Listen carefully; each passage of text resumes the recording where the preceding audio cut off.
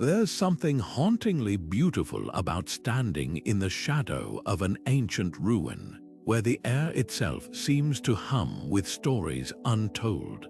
Picture this, your fingertips brushing against weathered stone, carved by hands that haven't touched this earth for thousands of years.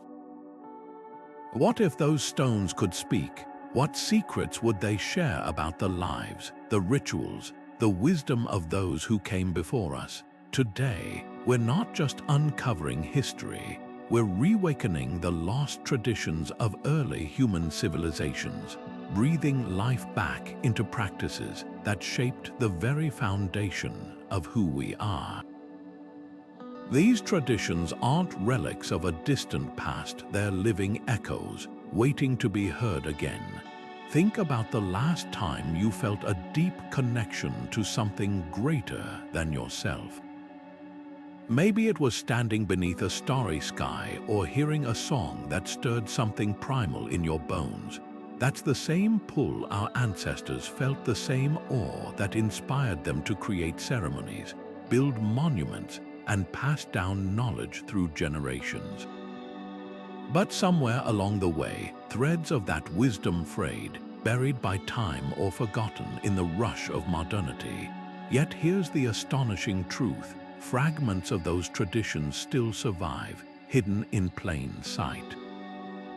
From the rhythmic chants of indigenous cultures to the agricultural techniques that fed entire civilizations, these practices hold answers to questions we're only now beginning to ask. This isn't just a journey into the past, it's a bridge to the future. Why does reviving these traditions matter now? Because they remind us of what it means to be human, to live in harmony with the earth, to mark time with meaning, to forge connections that transcend centuries. As we peel back the layers of history together, you'll discover how ancient builders aligned their temples with the stars, how healers used plants in ways modern science is only beginning to understand, and how communal rituals fostered resilience in the face of hardship. These aren't just stories, they're blueprints for a world that once was and could be again. So let's step into the footprints of those who walked before us and uncover the treasures they left behind. The past isn't gone, it's waiting for us to listen. What if the solutions to some of our greatest modern struggles, climate change, loneliness, even the way we grow our food, have been quietly waiting in the past?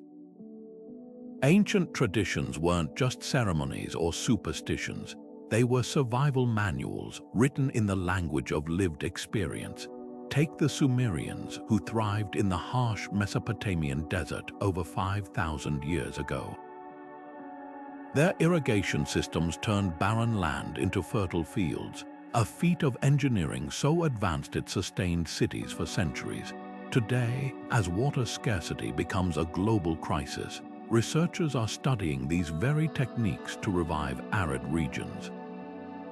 It's not nostalgia, it's practical wisdom. Then there's the indigenous practice of Three Sisters agriculture, where corn, beans, and squash grow together in a symbiotic dance. The corn provides structure, the beans fix nitrogen in the soil, and the squash acts as a living mulch. This wasn't just efficient farming, it was a lesson in interdependence, a model for how diverse elements can strengthen one another. In an era of monocultures and soil depletion, these ancient methods are being rediscovered by farmers desperate to heal the land. But traditions weren't just about survival, they were about meaning. The Indus Valley civilization, for example, built entire cities aligned with celestial patterns, weaving astronomy into daily life. Their rituals connected them to something larger, a reminder that they were part of a vast, orderly cosmos.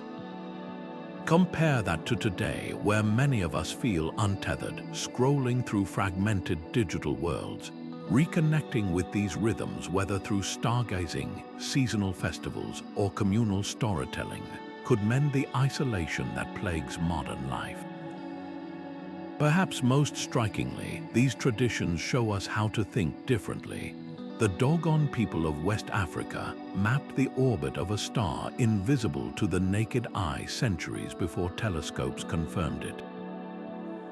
Their knowledge wasn't just data, it was a way of seeing passed down through generations. In a world obsessed with short-term fixes, these long-term perspectives are revolutionary. They teach us to plan not just for next quarter's profits, but for the next 7 generations. This isn't about abandoning progress, it's about balance. Imagine blending the best of ancient wisdom with modern innovation. Cities designed like ecosystems, medicine that honors both labs and herbal lore, communities that value technology without sacrificing face-to-face connection. The past isn't a dead end, it's a crossroads offering paths we forgot existed. And as we stand at the edge of ecological and social tipping points, those old paths might just light the way forward. Unearthing ancient wisdom isn't just about digging up artifacts, it's about decoding the whispers of civilizations that shaped humanity's first chapters. Take Göbekli Tepe, a site so old it predates Stonehenge by 6,000 years. Beneath its towering limestone pillars, archaeologists found not just a temple, but a gathering place where hunter-gatherers carved intricate symbols into stone, proof that communal rituals existed long before settled agriculture. This flips the script on everything we thought we knew, that complex societies emerged only after farming. Instead, it suggests something profound, that the human need to come together to create meaning might have been the spark that ignited civilization itself. Then there's Çatalhöyük, a Neolithic city where homes were built so close, residents walked across rooftops instead of streets. Inside, walls were adorned with murals of vultures and bulls, while beneath the floors lay the bones of the dead, cradled as if in eternal sleep.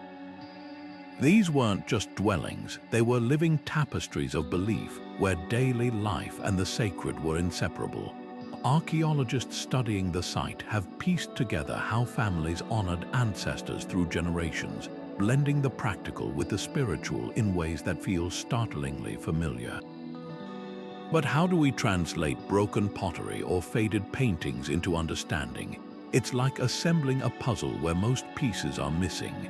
A clay tablet from Mesopotamia might reveal a hymn to a forgotten goddess, while the wear patterns on a grinding stone tell us how grains were prepared for feasts. Oral histories from indigenous communities often fill gaps, like the Aboriginal songlines that map landscapes through stories passed down for millennia. Together, these fragments form a mosaic, one that challenges the myth of primitive early societies. Consider the sophistication of the Indus Valley's urban planning, grid-lined streets, advanced drainage systems, and standardized weights for trade. Or the Mayas' astronomical precision, their calendars tracking celestial cycles with near-modern accuracy. These weren't accidents, they were the fruits of observation, experimentation, and deep cultural memory. Archaeology shows us that innovation isn't linear, that ancient minds solved problems with creativity we're only beginning to appreciate. Every excavation is a conversation across time. When a researcher brushes dirt from a carved bone flute, they're hearing the same notes someone played 12,000 years ago. When they trace the remains of a shared meal in a Bronze Age village, they're tasting the echoes of community. These discoveries don't just belong in museums, they're invitations to rethink how we live today. If our ancestors could thrive without fossil fuels or the internet, perhaps their choices hold keys to our future. The past isn't a static relic, it's a mirror reflecting back questions we've forgotten to ask. Long before ink touched parchment or chisels carved stone, human knowledge lived in the breath between generations, in the rise and fall of a storyteller's voice, the rhythm of a grandmother's lullaby, the cadence of a chant passed down through centuries. Oral traditions are the original archives of humanity, woven not with paper and thread but with memory and meaning. Consider the Aboriginal peoples of Australia, whose songlines stretch across the continent like invisible highways, encoding navigation routes, sacred sites, and ecological knowledge into melodies. To sing these songs is to walk the land itself, tracing paths memorized over 60,000 years of storytelling. This isn't just history, it's a living map sung into existence. Elders in these traditions aren't merely keepers of the past, they're its translators. In the Lakota Sioux tradition, for example, winter counts pictographic calendars painted on buffalo hide were accompanied by oral explanations that turned simple symbols into rich narratives of droughts, battles, and celestial events. Without the spoken word, the images would be silent. It's a reminder that wisdom isn't just stored, it's performed, requiring the human voice to awaken it. Modern historians are now collaborating with Indigenous elders to document these narratives, revealing details about climate patterns or medicinal plants that science is only beginning to verify. But oral traditions do more than preserve facts, they teach us how to listen differently. The griots of West Africa, hereditary storytellers, don't recite tales word for word like actors with a script. Instead, they improvise within a framework, adapting stories to the audience and the moment, much like jazz musicians riffing on a melody. This fluidity challenges our modern obsession with fixed texts, showing how truth can be both enduring and adaptable. When a Maori elder recounts the voyage of their ancestors across the Pacific, the story isn't frozen in time. It breathes with the concerns and questions of each new generation. Perhaps most powerfully, these traditions remind us that knowledge was never meant to be solitary. In the Andean highlands, Quechua farmers still gather for Aini, a ritual of reciprocal labor where work is accompanied by songs that encode agricultural cycles. The act of planting becomes a chorus, blending practical instruction with community bonding. Compare this to today's isolated learning, staring at screens, absorbing information in silence, and the loss feels palpable. Oral cultures understood that memory thrives in connection, that we remember best what we've shared aloud around fires or in communal spaces. The resilience of these traditions is a testament to their design. Unlike brittle parchment, vulnerable to fire or decay, oral knowledge disperses like seeds carried in countless minds, adaptable to new landscapes. When the Hawaiian language was suppressed in the 19th century, elders secretly taught children through oli chants and hula, disguising lessons in movement and music. Today, those same chants are reviving not just language but an entire worldview, one that sees volcanoes as ancestors and the ocean as kin. To engage with oral histories isn't to romanticize the past, it's to recognize a different kind of intelligence, one that values context over categorization, relationships over rigid hierarchies. When a Tuvan throat singer mimics the sound of wind through mountain passes, they're not just performing music, they're sustaining an unbroken conversation with the land. These traditions don't just tell us how people lived, they show us how to listen to the world again, with our whole selves, not just our screens. And in that listening, we might just find the threads that reconnect us to the earth, to each other, and to the wisdom humming beneath the noise of modernity. Imagine holding a clay tablet covered in symbols you can't read, knowing it contains someone's thoughts from 3,000 years ago. Language is more than words, it's a time capsule carrying the hopes, laws, and daily lives of civilizations long gone. The Rosetta Stone cracked open ancient Egypt's secrets because it bore the same message in 3 scripts: hieroglyphs, Demotic, and Greek. Suddenly, the voices of pharaohs and priests echoed across millennia, revealing everything from tax records to prayers.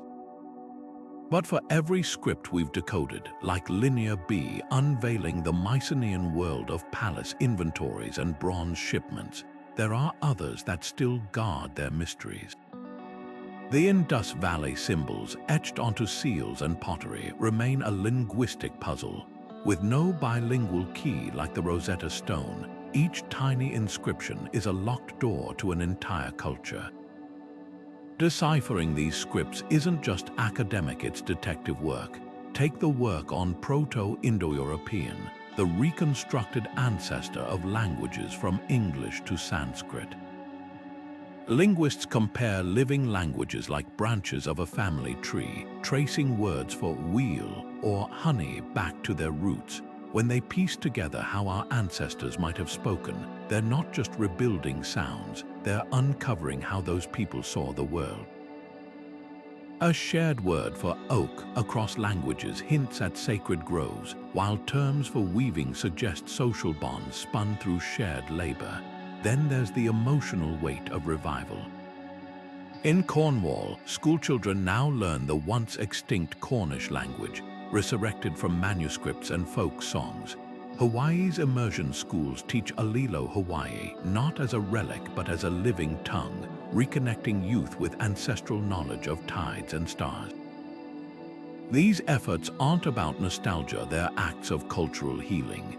When the Miami people of Oklahoma reclaimed their language from historical records, they didn't just recover words, they revived ceremonies, ecological practices, and a sense of identity that colonization had fractured.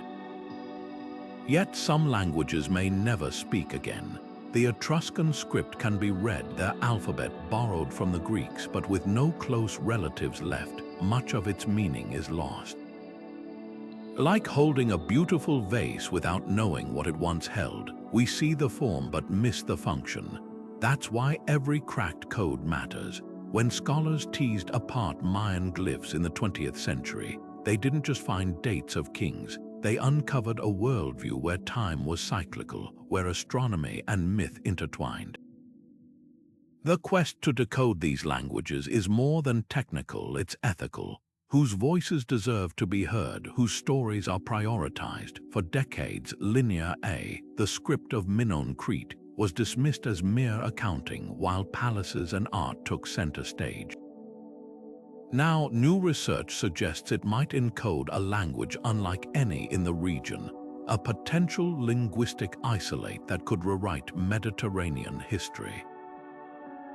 Every undeciphered symbol is a reminder the past isn't silent. It's waiting for us to learn how to listen.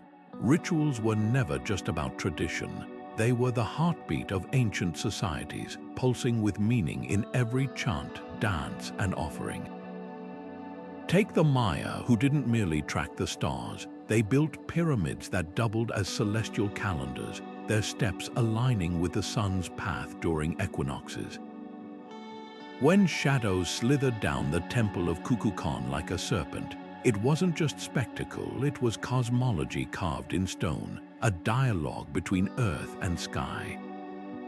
Similarly, in Aboriginal Australia, Dreamtime rituals wove creation stories into the land itself, turning rock formations into chapters of a living epic.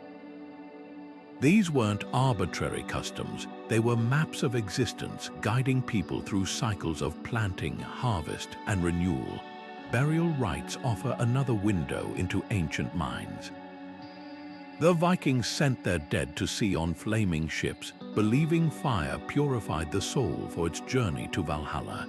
In contrast, China's terracotta army guarded emperors in death with clay soldiers, mirroring the bureaucracy they'd known in life. Both traditions reveal a universal truth. How we honor the dead reflects how we understand life's value.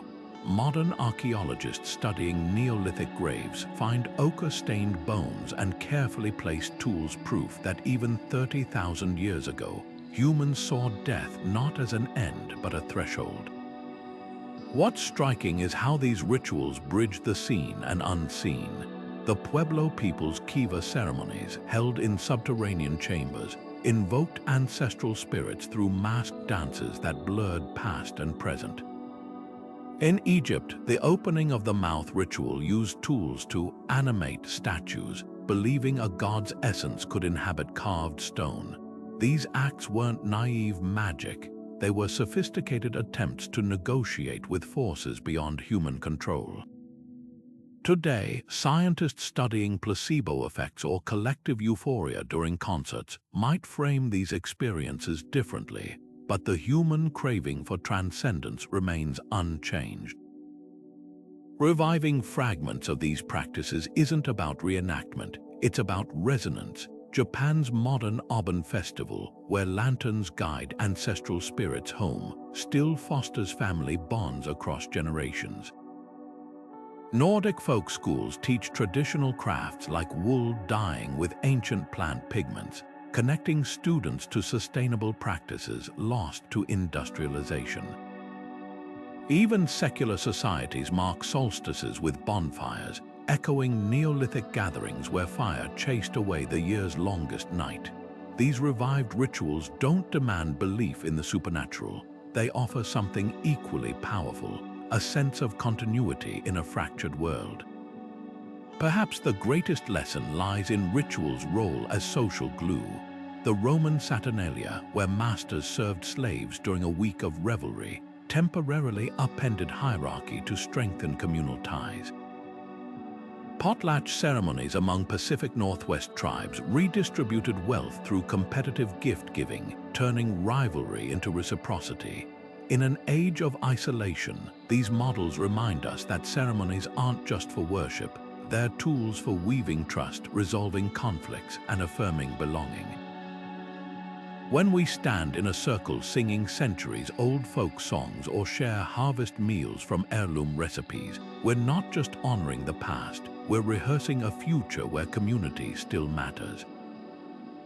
The stones of Göbekli Tepe whisper a radical idea. Maybe it wasn't farming that birthed civilization, but the need to gather for sacred rites. If true, then rituals weren't just part of culture, they were its cradle. As we sift through remnants of ancient ceremonies, we're not uncovering relics, we're finding mirrors. In their fires, we see our own yearning for meaning. In their dances, our timeless need to belong, and in their silence, an invitation to listen not just to the past, but to the parts of ourselves that still understand the language of symbols, seasons, and shared wonder. Sacred sites like Stonehenge or Machu Picchu don't just dominate landscapes, they dominate time. Walking among those stones, you're not just a visitor, you're stepping into a conversation that began millennia ago. The builders of these places didn't carve their names into history books, they etched their beliefs into the earth itself. Take Newgrange in Ireland, a tomb older than the pyramids.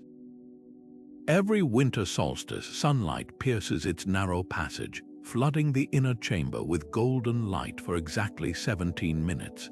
This wasn't random architecture, it was a celestial handshake, a way to tether human lives to the cosmic cycle. But these sites weren't just calendars or observatories. They were thresholds, places where the mundane and the mystical collided. In the Andes, the Inca carved Kenko's zigzagging channels to pour chicha beer during rituals, watching as the liquid split into tributaries like a miniature sacred river. At Angkor Wat, dawn breaks over the temple's lotus-shaped towers, designed to mirror the Hindu cosmos. Even the act of journeying to these places held power. Pilgrims crossing hundreds of miles to reach Delphi or Teotihuacan weren't just traveling. They were undergoing transformations, shedding old selves with each step. Modern science keeps revealing how intentional these designs were. LiDAR scans show that the Maya city of Tikal was aligned to mirror constellations, while acoustic studies prove that chanting in Malta's Hal Saflieni hypogeum creates frequencies that resonate in the human brain. These weren't happy accidents, they were technologies of awe, engineered to alter consciousness and bind communities together. Yet preservation isn't just about protecting stones, it's about safeguarding meaning. When Indigenous Hawaiians rebuilt the Heiau Temple of Payukohola, they didn't use cranes or blueprints. They relied on oral histories describing how ancestors carried each volcanic rock by hand. In Egypt, conservators now use 3D scans to restore hieroglyphs, but local guides still whisper the old stories of gods and pharaohs, keeping the spirit alive alongside the science. Visiting these places today isn't tourism, it's time travel. When you stand in the center of Stonehenge at sunrise, or trace your fingers along Machu Picchu's earthquake-proof masonry, you're not just seeing history. You're feeling the weight of generations who looked at the same stars and asked the same questions. The true magic isn't in the stones, but in the human impulse that placed them there, the need to reach beyond what we can touch and touch what we can only feel. Long before hospitals and prescription pads, healers worked with nature's pharmacy roots, leaves, and rituals woven into the fabric of daily life. In the rainforests of the Amazon, shamans still brew ayahuasca, a vine-based tea used for centuries to treat everything from fever to spiritual malaise. Modern researchers studying its compounds now believe it could hold keys to treating depression and addiction. Meanwhile, in India's Kerala region, Ayurvedic physicians prescribe turmeric not just as spice, but as medicine, its anti-inflammatory properties now confirmed by clinical trials. These aren't isolated cases, they're threads in a global tapestry of ancient healing, where wisdom wasn't written in textbooks but lived in the relationship between people and their ecosystems. Take traditional Chinese medicine's concept of qi, the vital energy flowing through meridians in the body. For millennia, acupuncturists inserted needles to unblock this flow, a practice dismissed by Western science until the 1970s, when endorphin research revealed how acupuncture triggers natural pain relief. Or consider the Inuit of the Arctic, whose diet of raw seal blubber, once mocked as primitive, is now recognized as a near-perfect adaptation to extreme cold, rich in omega-3 fatty acids that protect against heart disease.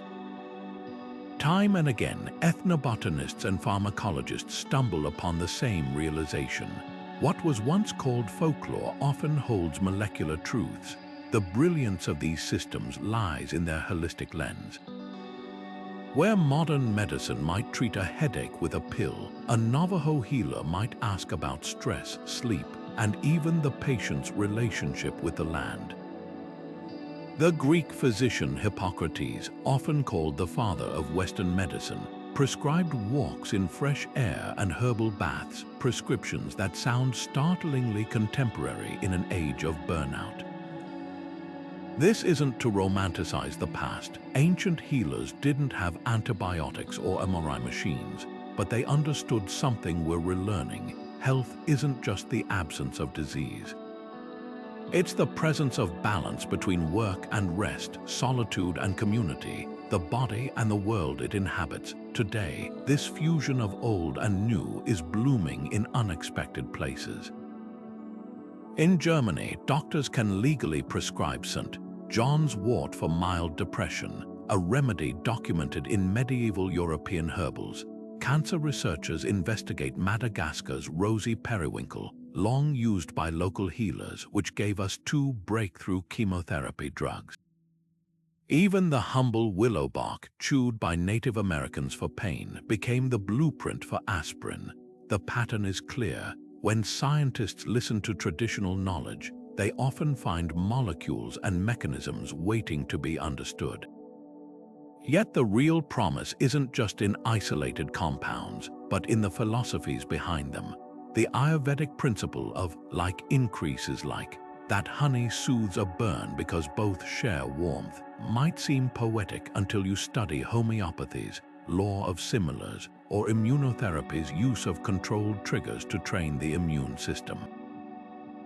Indigenous Australian healers who treat kidney disease with desert plants growing near water sources weren't just guessing. They'd observed ecosystem connections modern ecology now confirms. These systems remind us that healing isn't a transaction but a conversation with plants, with seasons, with the body's innate intelligence. Perhaps the most profound shift is happening in mental health. Psychedelic therapy, using substances like psilocybin from magic mushrooms, mirrors ancient vision quests where altered states facilitated emotional breakthroughs. Mindfulness meditation, rooted in Buddhist practice, now reshapes psychotherapy. Even the act of forest bathing Shinrin Yoku in Japan has studies proving it lowers cortisol levels, echoing what Celtic druids knew when they prescribed time among oak groves. The future of medicine might not lie in choosing between labs and law, but in weaving them together. Imagine clinics where oncologists consult with herbalists, where physical therapists study Tai Chi's biomechanics, where architects design hospitals with Cherokee sacred geometry to promote healing. This isn't about abandoning progress. It's about expanding it, recognizing that the oldest traditions on Earth might still have the newest lessons to teach. The stepped farms of the Andes tell a story of harmony carved into mountainsides. Inca engineers didn't just flatten hills for crops, they sculpted them into terraces that prevented erosion, captured rainwater, and created microclimates where maize could thrive at altitudes once thought barren. These weren't just fields, they were a dialogue with the land, each stone wall slowing the rush of water to nourish soil rather than wash it away. Today, as modern agriculture grapples with topsoil loss, archaeologists and farmers are teaming up to revive these techniques in Peru's Sacred Valley, proving that a 1,500-year-old design can outlast industrial plows. Half a world away, the Nabateans turned desert into oasis with an ingenuity that puts modern infrastructure to shame. In Petra, they carved channels into cliff faces to funnel scarce rainwater into cisterns, then distributed it through ceramic pipes so precise they required no pumps. Their secret, mimicking nature's patience, capturing every drop, slowing its flow, and sharing it equitably across their arid kingdom. California's drought-stricken vineyards are now experimenting with these ancient hydraulic principles, replacing water-intensive irrigation with gravity-fed systems that honor the Nabatean ethos. Scarcity demands creativity, not conquest. But perhaps the most profound lessons grow in the shade of forest gardens, where indigenous cultivators from the Amazon to Southeast Asia perfected the art of abundance without exhaustion. Unlike monocultures that deplete the soil, these layered ecosystems plant fruit trees above medicinal shrubs, with vines climbing nitrogen-fixing roots below, a self-renewing tapestry that feeds both people and pollinators. In Kenya, smallholders adopting these methods have seen yields rise by 200% while ending reliance on chemical fertilizers. It's a living rebuke to the myth that productivity requires exploitation. What unites these traditions is a radical shift in perspective, seeing humans not as rulers of nature, but as participants in its rhythms. The Zuni people's waffle gardens, grids of sunken squares that conserve moisture in the Southwest's dry heat, weren't just practical. They reflected a worldview where every plant had a right to thrive. Similarly, Japan's Satoyama landscapes, where villagers managed woodlands to provide timber, mushrooms, and clean water, embodied the idea that care could be reciprocal. Modern permaculture, with its emphasis on observing natural patterns before intervening, inherits this humility. The urgency to relearn these practices isn't philosophical, it's survival. As wildfires rage and aquifers drain, the Maya's milpa system offers a counterpoint. By rotating corn, beans, and squash with fallow periods that let forests regrow, they farmed the same land for millennia without collapse. Contrast that with the American Dust Bowl of the 1930s, where deep plowing turned fertile plains into wastelands in a generation.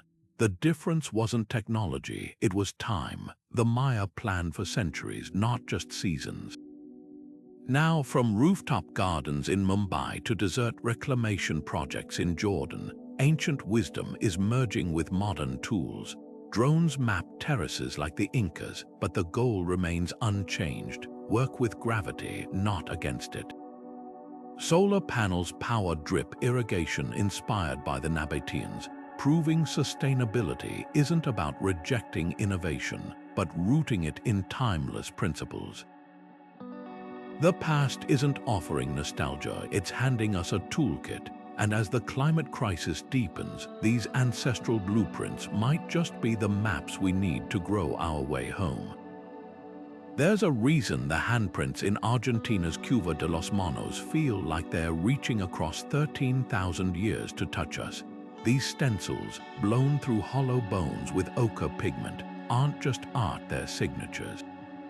A primal declaration: I was here. From the bison of Lascaux to the swirling spirals of Newgrange, early humans didn't just depict their world, they conversed with it. The animals painted in flickering torchlight weren't mere prey. They were ancestors, guides, perhaps even gods. When a shaman in Chauvet Cave drew overlapping lines to suggest movement, they weren't inventing animation, they were capturing the pulse of life itself. Symbols became the first shared language. The spiral carved into Malta's megaliths mirrors the same shape scratched onto Inuit ivory and painted in Aboriginal Australia, a motif so universal, it seems etched into human consciousness. Was it the whirl of galaxies, the unfurling fern, or something deeper?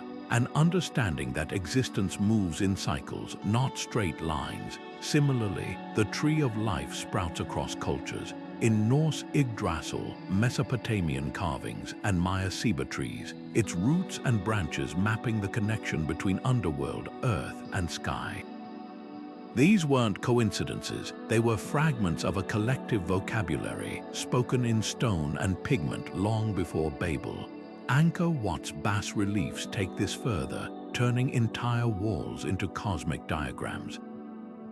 Every dancing apsara and battling deity encodes Hindu metaphysics, where art wasn't decorative but didactic, a way to teach reincarnation or karma to those who couldn't read.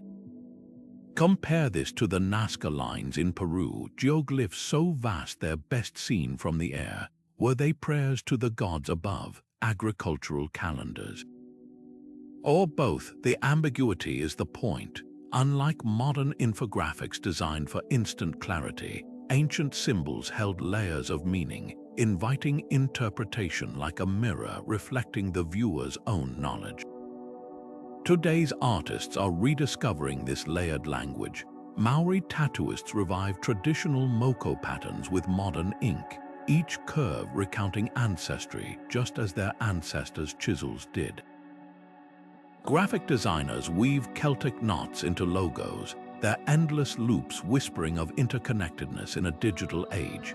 Even video games like Journey or Horizon Zero Dawn borrow petroglyph aesthetics to tell futuristic stories with ancient visual grammar. This resurgence isn't nostalgia, it's recognition that some symbols still resonate because they answer needs technology can't. The need for belonging, for mystery, for a visual anchor in a scrolling world. Archaeologists now use AI to scan cave art for hidden patterns, uncovering constellations in dots once dismissed as decoration. Meanwhile, neuroaesthetics research suggests our brains respond to certain shapes like fractals in Indigenous Australian art with measurable calm. It's as if these forms were keys to cognitive locks we're only now identifying. When a child draws a stick figure with arms outstretched like the stick men of Tanzania's Kondoa paintings, they're not copying, they're tapping into an instinct older than agriculture. The power of these symbols lies in their silence. They require no translation, no Rosetta Stone. A handprint in a cave, a spiral on a tomb, a goddess figurine cradled in the earth. They speak directly to something beneath language. In a time when emojis have become our global shorthand, perhaps we're closer to our ancestors than we think. Their art wasn't just about survival, it was about meaning. And in that shared search across millennia and continents, we find not just their voices but our own. The oldest known musical instrument, a 40,000-year-old bone flute found in a German cave, tells us something profound. Our ancestors didn't just make tools to survive, they crafted objects to sing with. That delicate flute, carved from a vulture's wing bone, wasn't merely entertainment. Its pentatonic scale could still carry a melody today, a haunting bridge between modern ears and the minds of Ice Age musicians. Across continents, similar discoveries echo this theme. The didgeridoos drone in Australia, the bullroarers spun in Greek rituals, the ceramic drums of ancient Peru. Each was more than an instrument, it was a vessel for something intangible, a way to translate breath and touch into shared emotion. Music and dance were the original languages of memory. The Sama Bajau people of Southeast Asia, known as sea nomads, still perform the igil, a dance mimicking ocean waves and fishing motions. Every sway of the hips, every flutter of the hands encodes generations of maritime knowledge, how to read tides, where to spear fish, passed down without a single written word.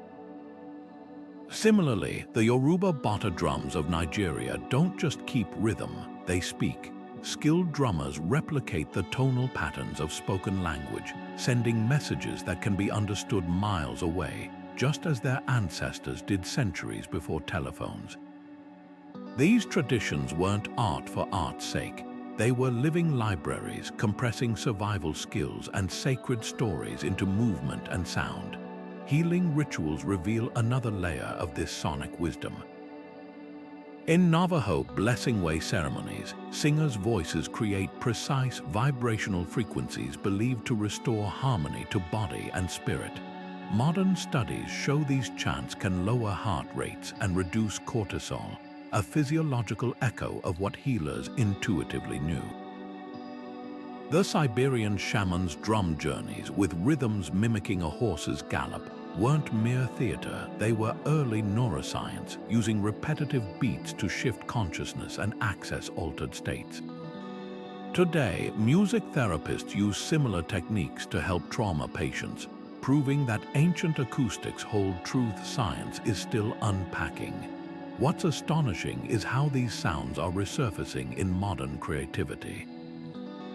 Icelandic band Sigur Rós incorporates cave, ether, an Old Norse chanting style into post-rock ballads. Australian composer William Barton electrifies the didgeridoo, collaborating with orchestras to blend 40,000-year-old resonance with symphonic grandeur. Even hip-hop artists like a tribe called Red weave indigenous powwow drums into electronic beats, creating what they call powwow step, a soundtrack where ancestral rhythms pulse beneath synthesizers. This isn't cultural borrowing, it's reclamation, proving that ancient music isn't frozen in time. It evolves, adapts, and refuses to be silenced. The dances too are finding new life. In Bali, teenagers learn kekak, a monkey chant once performed only in temples, now reinterpreted for global stages. Irish step dancing, rooted in clandestine celebrations during British rule, exploded into modernity with shows like Riverdance, its precise footwork connecting diaspora youth to a heritage they've never seen. Even the whirling dervishes of Turkey, spinning in hypnotic meditation, inspire contemporary dancers seeking transcendence in an overscheduled world. These revivals aren't about preserving artifacts under glass. They're about keeping kinetic stories alive, one generation's body teaching another's how to move. Perhaps the most radical lesson lies in how these traditions democratized creativity. Unlike modern concerts with stages separating performers from audiences, ancient music and dance were participatory. Every voice mattered, every body belonged. The Nawa of Morocco still practice Lila, all-night ceremonies where musicians and attendees co-create the music, slipping between roles until the room vibrates with collective energy. In an age of algorithms and headphones, this communal aspect feels revolutionary. It reminds us that rhythm wasn't meant to be consumed passively, but to be lived, breathed, and passed hand to hand like a flame. The bone flute song hasn't faded. It's just found new mouths to breathe through. From subway buskers playing Andean panpipes to TikTok teens learning Maori haka, the past keeps speaking in melodies and motions too primal to forget. These traditions ask us a simple question: what if the future doesn't sound like something new, but like the oldest songs we've almost stopped remembering? Biting into a loaf of sourdough bread today, you're tasting a recipe older than the pyramids.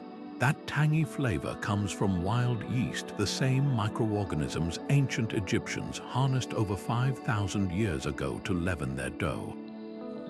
From the tang of Korean kimchi to the umami depth of Roman garum fish sauce, fermentation wasn't just preservation.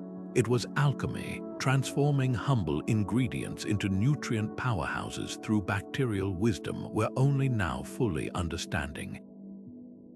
Modern science confirms what instinct taught our ancestors. Those live cultures boost gut health, strengthen immunity, and even influence mental well-being.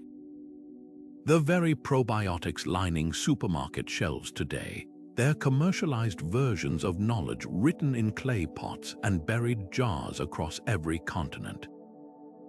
Consider the indigenous food forests of Mesoamerica, where Mayan farmers cultivated chocolate trees alongside vanilla orchids and chili bushes, a biodiversity buffet that put modern monocultures to shame.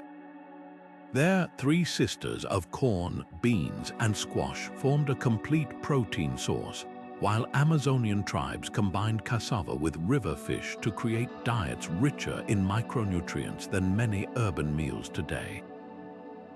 These weren't accidental discoveries, they were the fruits of generations observing how ecosystems balance themselves.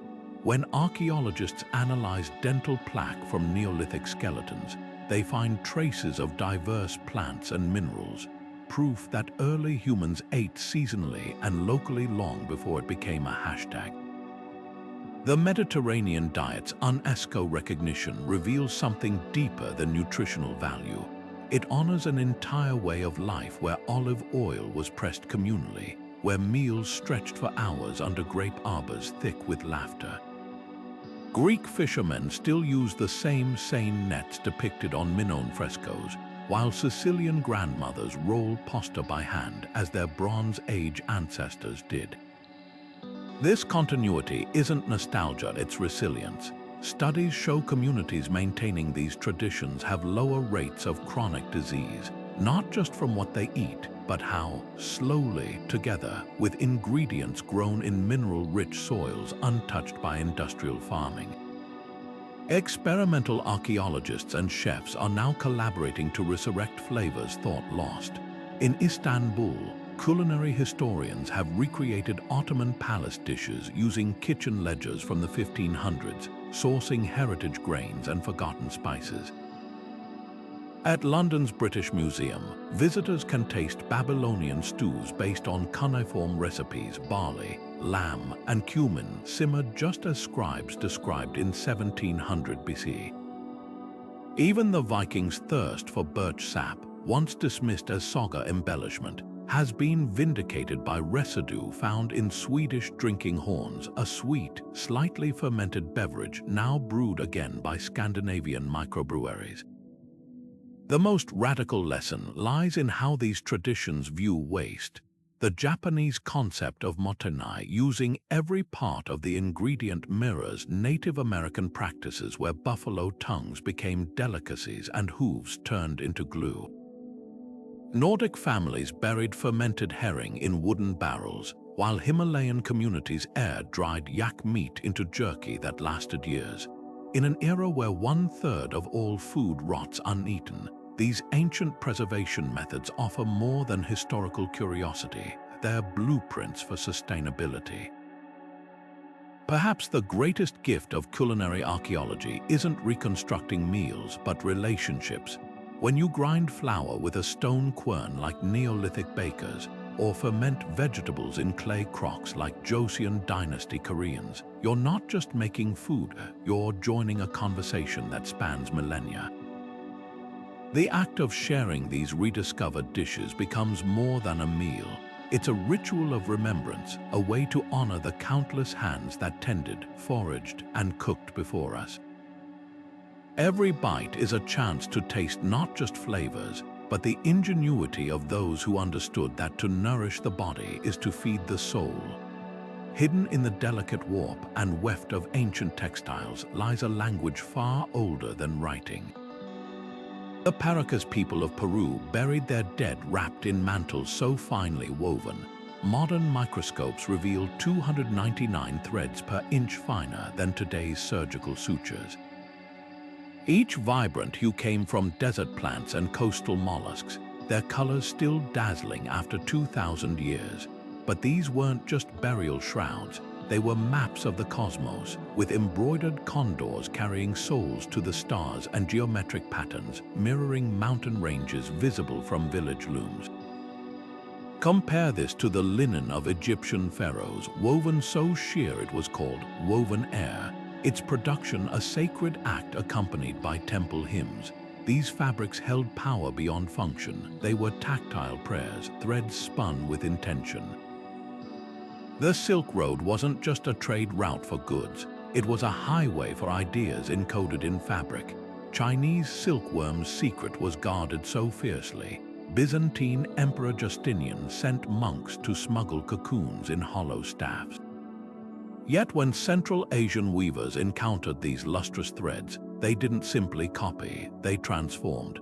Sogdian merchants wove Persian motifs into Tang dynasty patterns, creating hybrid designs that traveled from Xi'an to Baghdad. A single scrap of cloth from a Viking grave might reveal Syrian glass beads sewn with Siberian reindeer thread, telling of connections stretching further than historians once imagined. Textiles were the original social media, broadcasting cultural identity through every dyed strand and intricate knot. What's extraordinary is how these techniques defied their era's technological limits. The double ikat of Indonesia requires master weavers to tie-dye both warp and weft threads before weaving, a process so precise, misaligned by even a millimeter ruins the pattern. Navajo weavers developed the upright loom specifically to create the bold zigzag seen in their chiefs' blankets. Designs so coveted they became a 19th century status symbol from Parisian salons to Russian courts. And in West Africa, the Asante Kent cloth symbolic stripes, gold for royalty, green for growth, were woven on narrow strip looms, then meticulously hand-stitched into regal tapestries. Each civilization developed distinct solutions to universal human needs: protection, beauty, storytelling. Today's sustainable fashion movement is rediscovering the genius in these ancient methods. Peruvian cooperatives are reviving pre-Columbian natural dyes, using cochineal insects to create crimson reds that outlast synthetic pigments. Japanese artisans practice sashiko, a running stitch born from patching indigo work clothes, now celebrated for its aesthetic simplicity and zero-waste philosophy. Even high-tech ventures are looking backward. Biotech firms study spider silk's molecular structure, hoping to replicate its strength, while archaeologists partner with weavers to recreate Iron Age tartans from bog-preserved fibers. The lesson is clear: durability and beauty once went hand in hand. Perhaps the most profound revival is happening in cultural reclamation. Mayan women in Guatemala have broken generations of silence by resurrecting traditional huipil blouses, their embroidered glyphs declaring indigenous pride after decades of suppression. In Norway, the Sami people incorporate ancestral duoji patterns into contemporary art, asserting sovereignty through reindeer leather and pewter thread. These aren't nostalgic crafts, they're acts of resistance, proving that when hands relearn forgotten motions, severed connections can mend. The next time you pull on a sweater or smooth a bedsheet, remember you're participating in humanity's oldest collaboration. From the first twisted plant fibers on Paleolithic spindles to the blockchain-tracked organic cotton of tomorrow, textiles remain our most intimate technology. They shield us from storms and swaddle our newborns, their threads carrying stories we're still learning to read. In an age of fast fashion and disposable trends, these ancient wisdoms whisper a radical alternative, that true luxury isn't in quantity, but in the time and meaning woven into every stitch. Look up at the night sky tonight, and you're seeing the same stars that guided sailors, farmers, and dreamers thousands of years ago. The Maya didn't just track Venus, they plotted its cycles with such precision. Their calculations were off by just 2 hours over 500 years. At Chichen Itza, the serpent shadow slithering down El Castillo's steps during equinoxes wasn't theatrical stagecraft. It was celestial mathematics carved in stone, a fusion of architecture and astronomy so exact it still leaves modern engineers in awe. Across the Atlantic, Stonehenge's massive heel stone frames the summer solstice sunrise like a cosmic doorway. But recent LiDAR scans reveal something even more astonishing. The surrounding landscape is studded with aligned timber posts and burial mounds, turning the entire region into a vast astronomical observatory. The builders didn't just mark the sun's extremes, they created a sacred calendar spanning generations, where even the dead were laid to rest facing celestial events. Babylonian clay tablets tell another chapter of this story. Their Enuma Anu Enlil, a compilation of star observations from 1800 BC, didn't just predict eclipses, it linked celestial omens to earthly events with meticulous detail. When Jupiter appeared in a certain constellation, it signaled grain price fluctuations. When Mars dimmed unexpectedly, kings prepared for unrest. This wasn't superstition, it was early data science, recognizing patterns between cosmic and human rhythms that modern chaos theory is only beginning to model. The real magic happens when these ancient systems meet modern science. In Australia, astronomers recently confirmed Aboriginal oral histories describing a variable star's behavior, memories preserved in songlines for over 7,000 years. Similarly, Polynesian navigators who steered double-hulled canoes across thousands of ocean miles using only star paths are now teaching their star compass techniques to NASA, engineers developing interstellar navigation systems. What made these skywatchers so accurate? Necessity. When your survival depends on planting before the rains or migrating when constellations tilt, you learn to read the heavens like today's farmers check weather apps. The Pawnee set their sacred ceremonies by the Pleiades' first autumn appearance, while the ancient Egyptians timed Nile floods to Sirius's heliacal rising. These weren't abstract observations, they were survival algorithms encoded in myth and ritual. Today, this celestial wisdom is experiencing a renaissance. Dark sky preserves from New Mexico to Namibia protect viewing conditions our ancestors took for granted. Universities offer courses blending astrophysics with Navajo cosmology, where the Milky Way isn't just stars, it's the celestial pathway of the hero twins.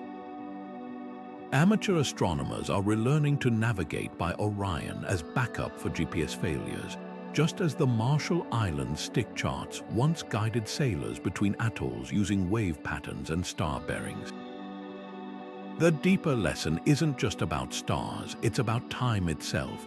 Where modern clocks fracture days into frantic minutes, the Maya's long count calendar measured eras longer than civilizations. The Hopi speak of the fourth world, a cosmic cycle we're still unfolding. These perspectives stretch our temporal imagination, asking us to plan not just for quarterly earnings but for the next 7 generations. When you stand beneath a meteor shower that your great-great-grandchildren might also witness, the universe stops feeling infinite and starts feeling intimate, a shared home where past and future stargazers meet in the present moment. The first marks pressed into wet clay weren't just symbols. They were humanity's leap from fleeting thoughts to eternal words. In the bustling markets of Sumer around 3200 BC, merchants began scratching tallies of grain and livestock into clay tablets with reed styluses, inventing cuneiform not for poetry but for practicality. Yet within generations, these wedge-shaped impressions evolved beyond accounting, capturing everything from epic poems like Gilgamesh to mundane court disputes over missing copper shipments. What started as inventory lists became the bedrock of legal systems, literature, and collective memory, proof that writing wasn't just a tool, but a revolution in how we conceive time itself.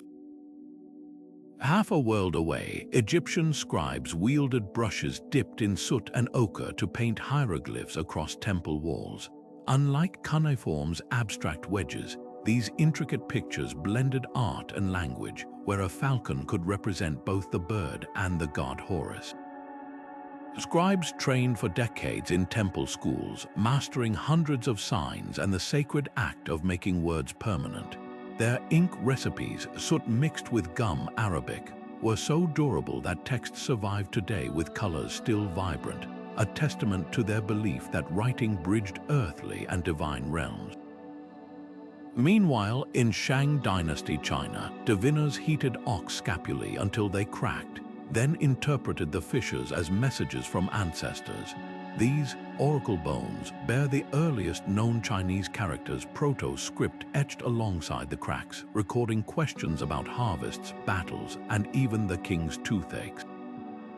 What fascinates modern linguists is how these symbols, originally meant for communicating with spirits, gradually standardized into a writing system that still informs modern Mandarin. The power of these early scribes can't be overstated. In Mesopotamia, they held positions akin to today's lawyers, priests, and professors combined. A single tablet from Nippur lists over 900 legal precedents, showing how writing transformed justice from arbitrary rulings into codified systems. The Babylonian Code of Hammurabi, etched in basalt to ensure permanence, didn't just list laws. It proclaimed the king's divine mandate through the very act of inscription. Fast forward to our digital age, and the scribe's role has fragmented into programmers, journalists, and cloud archivists. Yet the core mission remains, safeguarding knowledge against time's erosion. Projects like the Endangered Languages Archive preserve vanishing tongues through recordings and transcriptions, while blockchain experiments aim to create uncensorable digital records. The irony is poignant. Our cutting-edge technologies now strive to achieve what fired clay and animal bones accomplished millennia ago, making memory indestructible. Perhaps the most humbling realization comes when holding a 4,000-year-old tablet. The cuneiform complaints about subpar copper deliveries or the hieratic script detailing a physician's remedies reveal people not so different from us. Their ink stains and hurried glyphs expose moments of frustration, pride, and humor that transcend time. Writing didn't just record history, it created the very concept of a past we could revisit, ensuring that a merchant's tally from Ur or a healer's notes from Thebes could whisper across centuries to those willing to listen. The scent of cinnamon wafting through a Roman marketplace didn't come from Italy. It traveled months on camel caravans from Sri Lanka through Arabian ports to finally reach the hands of a spice merchant in Pompeii. This wasn't an isolated luxury. It was part of an intricate web stretching back to the 3rd century BCE, where silk from China met glass from Alexandria and frankincense from Oman in bustling bazaars from Samarkand to Antioch. The Silk Road wasn't a single path but a pulsating network of trails, sea lanes, and mountain passes where languages, religions, and inventions flowed as freely as the goods they accompanied. A single Persian carpet might carry motifs borrowed from Greek mosaics, while a Han Dynasty bronze mirror could end up in a Celtic chieftain's tomb, its journey rewriting what we thought possible about ancient mobility. But textiles and spices were just the visible threads of this exchange. Along the Amber Road, Baltic fossilized resin traveled south to adorn Egyptian pharaohs' collars, while Mediterranean coral moved north to polish Scandinavian burials. Hidden within these trades were deeper transmissions, the secret of papermaking smuggled out of China by Tang dynasty prisoners of war would later fuel the Islamic Golden Age's libraries. The concept of zero, born in India, hitched a ride with merchants to Baghdad, where mathematicians transformed it into the cornerstone of algebra. Even folklore migrated. The Buddhist Jataka tales of India morphed into Christian saints' legends in Europe, proving stories were as portable as silk bolts. What's striking is how these routes functioned without maps or treaties. Malay sailors guided by monsoon winds reached Zanzibar using only stellar navigation and oral lore. Phoenician traders established colonies from Cadiz to Carthage based on trust and handshake agreements that spanned generations. The ancient world's globalization wasn't dictated by empires alone, but by countless individual choices. A Sogdian merchant learning Tamil to negotiate pepper prices, a Kushan princess sending Greek-style art to decorate her Gandharan palace. Today's revival of these networks isn't about nostalgia. It's about recognizing shared DNA. UNESCO Silk Road's Dialogue Initiative connects chefs reviving medieval recipes in Uzbekistan with weavers in Turkey working with heritage dyes. Universities trace linguistic roots along the Lapis Lazuli route, where Afghan stone miners' dialects still carry echoes of Bronze Age trade jargon. Even the humble carrot tells a story. Originally purple and bitter in Central Asia, it was selectively bred into orange sweetness by Dutch farmers after arriving via Islamic Spain. The lesson isn't just that globalization is ancient, it's that connection breeds resilience. When plague struck the 14th century Silk Road, quarantine measures and shared medical knowledge sped recovery. When climate shifts dried up Sahara routes, Tuareg guides adapted by memorizing new water sources. In an age of supply chain crises and cultural fractures, these old networks whisper a counterintuitive truth: interdependence was never weakness. It was the safety net that caught civilizations when they stumbled. The next time you sip tea sweetened with sugar, a crop domesticated in New Guinea, refined in India, and popularized by Arab traders, remember you're tasting the oldest proof that borders are human inventions, but exchange is human nature. Beneath the ziggurats of Mesopotamia and the longhouses of the Iroquois, humanity's first experiments in governance unfolded not as dry political theory, but as living solutions to the most urgent question: how do we live together? The Sumerians, wrestling with the chaos of early city-states, invented something revolutionary: written laws. The Code of Ur-Nammu, etched in clay around 2100 BCE, didn't just list punishments, it established proportional justice where fines replaced blood feuds. A farmer damaging another's field paid in grain, not limbs. This wasn't mere rule-making. It was the birth of the idea that order could be codified, not just imposed by force. Half a world away, the Haudenosaunee Confederacy wove a different model. 6 indigenous nations, Mohawk, Oneida, Onondaga, Cayuga, Seneca, and later Tuscarora, formed a participatory democracy where clan mothers nominated leaders and consensus governed decisions. Their great law of peace, orally preserved for centuries, inspired Benjamin Franklin's Albany Plan and echoes in modern constitutions. But what's often overlooked is their concept of seventh generation thinking, evaluating every policy by its impact 7 generations ahead. In an era of quarterly profits and short-term politics, this long-view stewardship feels almost radical. The Incas, ruling the Andes without writing or currency, built an empire on reciprocity. Through the Mita system, citizens contributed labor to state projects, roads, terraces, storehouses, and in return received food security, health care, and festivals. Tax wasn't extracted, it was circular. When drought struck, the state distributed surpluses from its granaries. Archaeologists studying Kolka storage networks found they could feed 10 million people during lean years, a Bronze Age welfare state. Compare this to Rome's Annona, where grain doles staved off unrest but relied on extraction from conquered lands. The Inca model shows how sustainability and governance once intertwined. Then there's the enigma of Çatalhöyük. This Neolithic city in Turkey flourished for 2,000 years without streets, palaces, or visible hierarchies. Homes were entered through rooftops, their walls adorned with egalitarian art hunting scenes, not kings. Skeletons show remarkably similar diets and workloads across genders.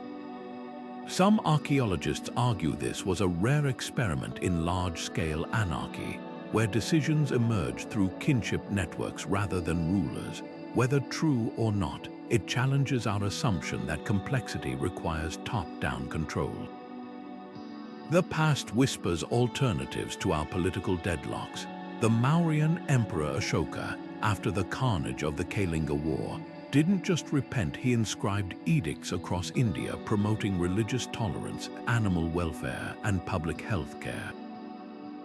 His officials weren't tax collectors but Dharma ministers, tasked with resolving grievances under shady trees. Meanwhile, Viking Thing assemblies combined direct democracy with theatrical flair. Disputes settled through ritualized word duels where poetic insults carried legal weight. These systems weren't perfect, but they proved that human societies have always been laboratories, testing ways to balance power and justice. What if we stopped seeing ancient governance as primitive drafts of modern states, and more like a menu of forgotten options? The Tlaxcaltec of Mesoamerica rotated leadership every 52 years to prevent dynasties. The Trobriand Islanders used elaborate gift exchanges, not coercion, to maintain social bonds.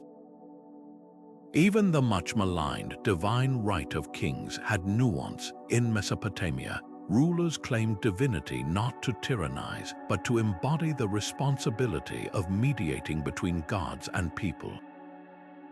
Today's policymakers are starting to listen. New Zealand's Wanganui River gained legal personhood in 2017, mirroring Indigenous beliefs that nature is a rights-bearing entity. Iceland crowdsourced its constitution via social media, echoing Norse Thing traditions. As we face climate collapse and polarization, these ancient models offer more than historical curiosity. They're stress-tested blueprints for resilience. The real lesson isn't about replicating the past, but realizing how much wider the human imagination once stretched when designing societies. Perhaps the most radical idea buried in these ruins is that another world isn't just possible, it's already been lived. Long before blackboards and standardized tests, education unfolded under open skies and around communal fires.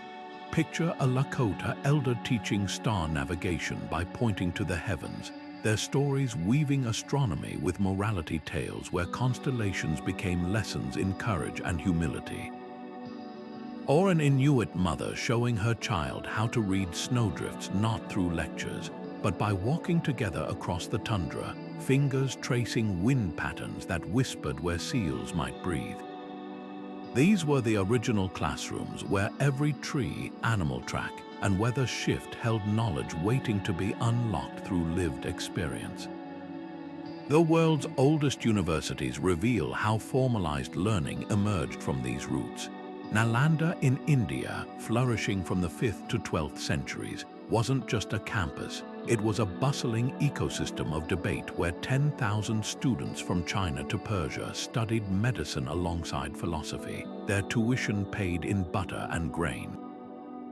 Teachers like the Buddhist master Nagarjuna didn't just impart facts. They cultivated critical thinking through structured disagreement, a method modern pedagogy now rediscovers as the Socratic seminar.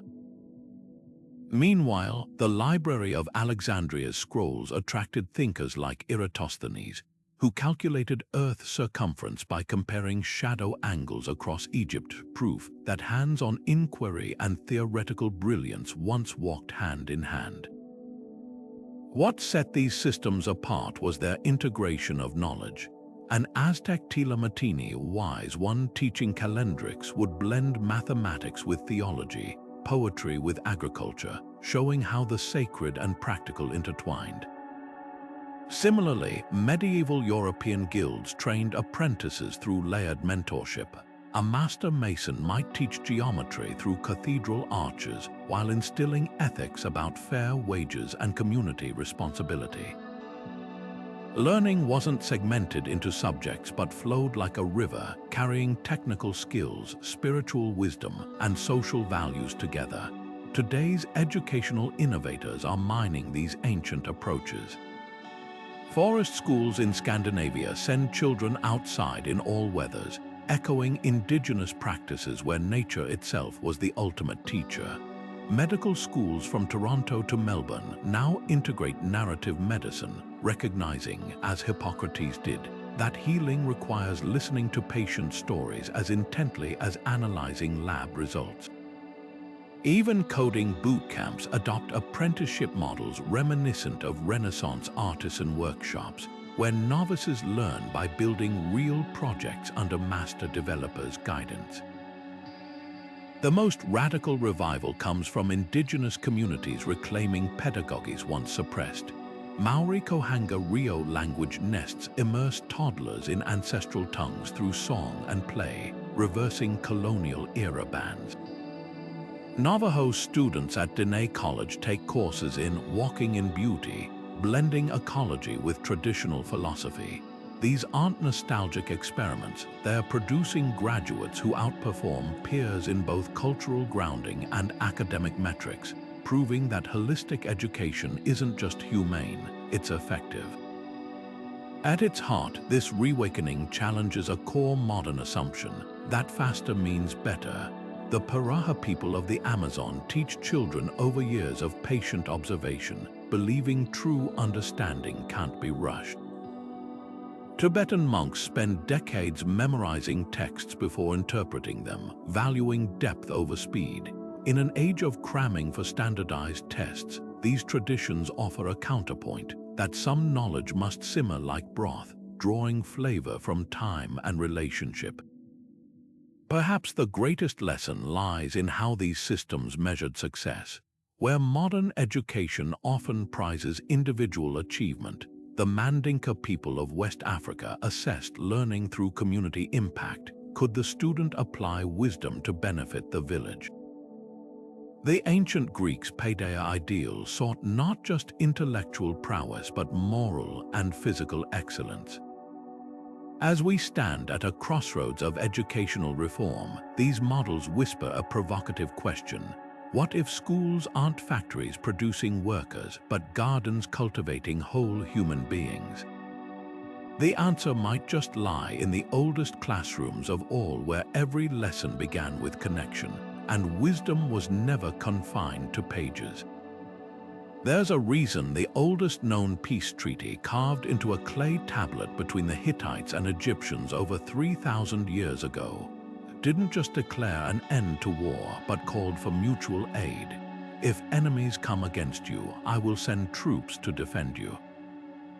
This wasn't mere diplomacy. It was a radical recognition that true resolution meant transforming adversaries into allies.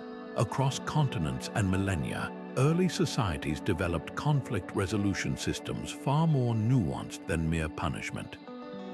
Take the Native American talking circle, where disputants passed a sacred object, ensuring each voice was heard without interruption. Or the African palaver tree, under whose branches elders facilitated dialogues until every grievance had been aired and acknowledged. Even Viking Thing assemblies, often stereotyped as raiders' gatherings, were in fact sophisticated democratic forums where feuds were settled through poetic word duels and restitution agreements witnessed by the entire community. What united these traditions was their focus on restoration rather than retribution. In pre-colonial Rwanda, the the Gakaka courts required offenders to publicly confess harms before victims' families, then work to rebuild what was broken, literally repairing homes, replanting crops, or offering livestock. The Maori of New Zealand practiced utu, a concept often mistranslated as revenge but actually meaning balance, where restoring harmony mattered more than inflicting pain. Compare this to modern courtrooms where defendants rarely face those they've harmed, and victims become passive spectators to legal theater. Ancient systems understood something we've often forgotten. Justice isn't served when pain is merely transferred from one party to another, but when relationships are rewoven into wholeness. Today's restorative justice movements are rediscovering this wisdom. In New Zealand, youth courts now integrate Maori Whanau conferences, bringing offenders face to face with victims to agree on reparations. A model so effective it's reduced recidivism by nearly 40%.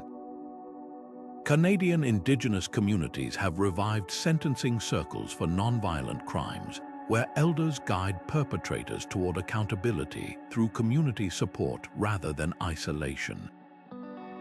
Even in Rwanda, post-genocide Gakaka adaptations helped reconcile neighbors who'd witnessed unspeakable violence, proving that even the deepest wounds can begin healing when the goal shifts from punishment to repair.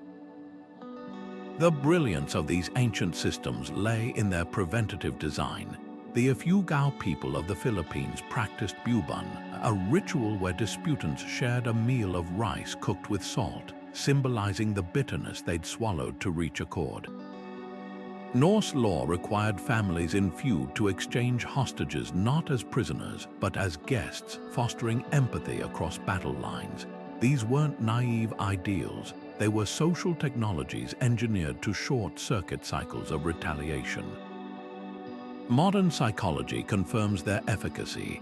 Studies show face-to-face apologies activate neural pathways that reduce victims' desire for vengeance, while restitution rituals rebuild trust more effectively than fines or jail time. Perhaps the most radical lesson comes from the Tiv people of Nigeria, whose jur process had no concept of winning a dispute. Elders mediated until both parties felt justice had been served, even if it took weeks. In an era of zero-sum politics and polarized debates, their approach feels revolutionary not because it eliminated conflict, but because it treated conflict as natural soil where new understanding could grow. The next time we face a clash, whether in our homes, workplaces, or the world, we might ask not who's right, but what needs mending.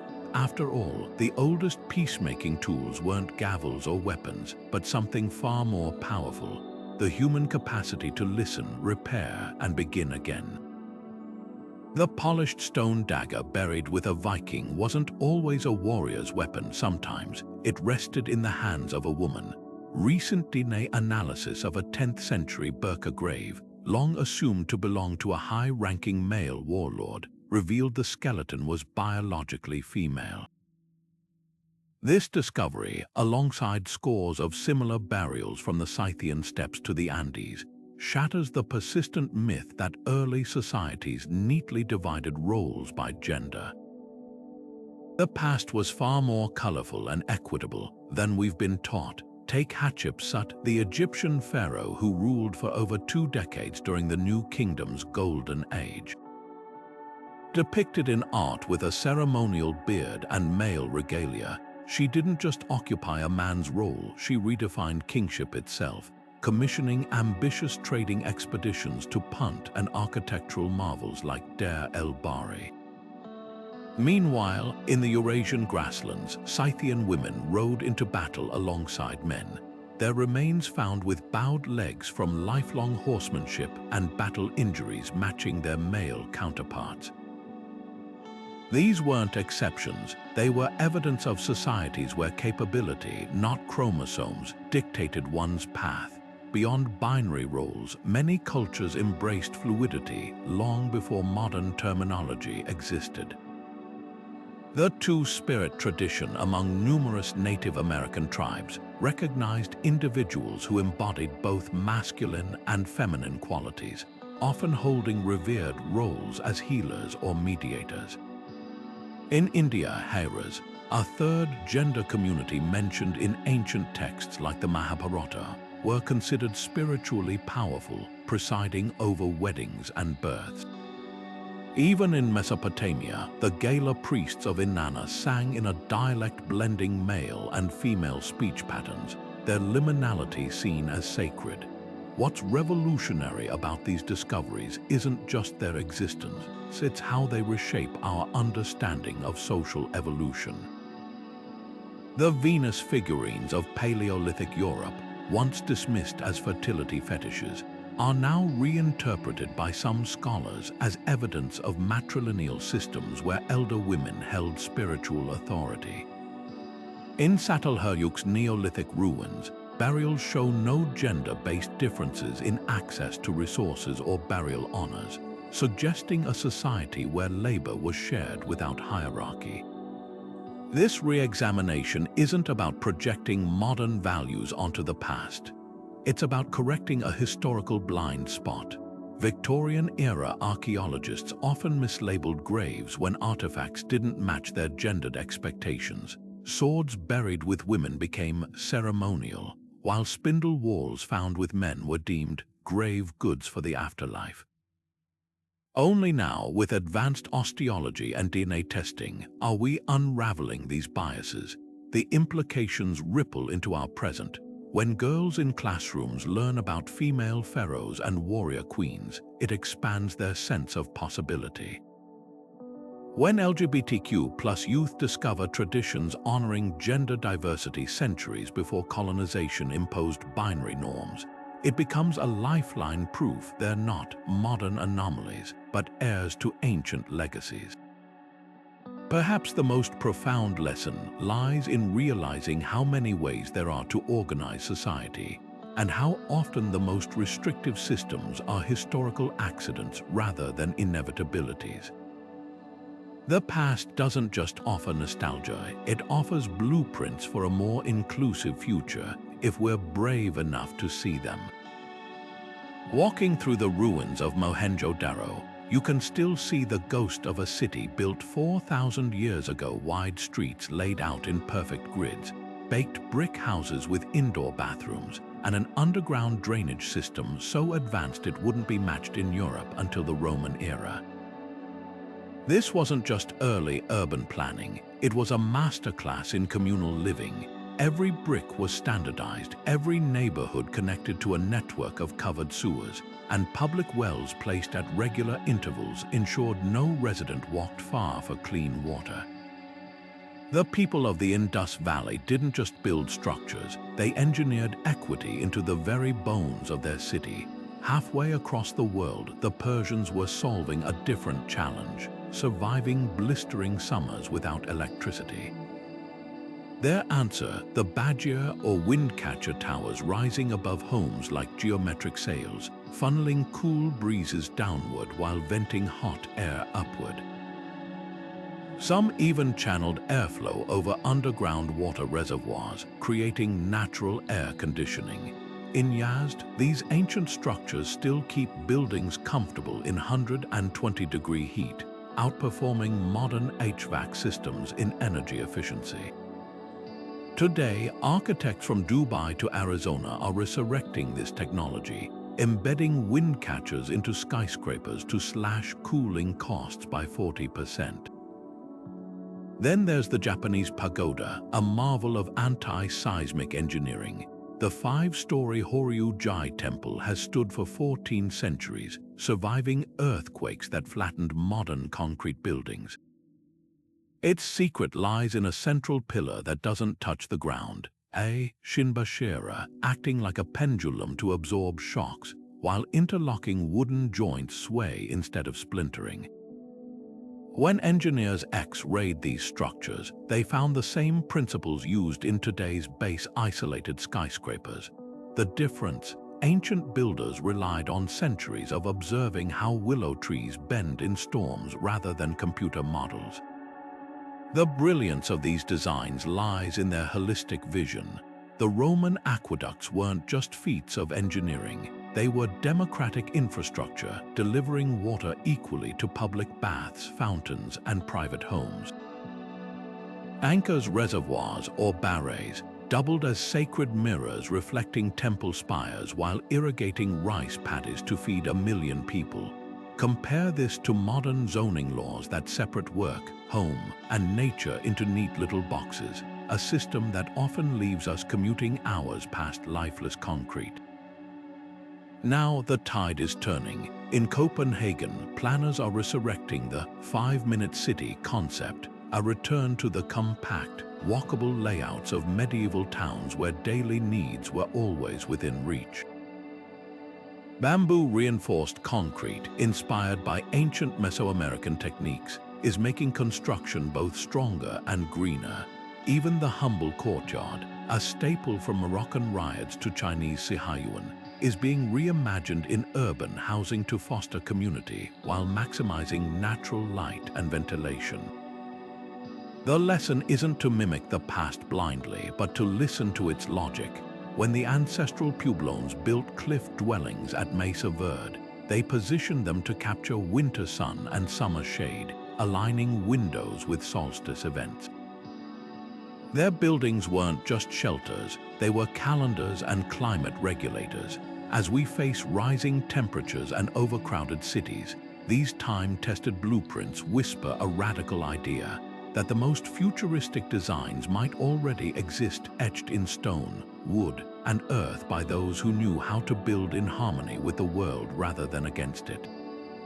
The next chapter of urban innovation won't be written on blank pages, but in the margins of ancient scrolls we're only beginning to decipher.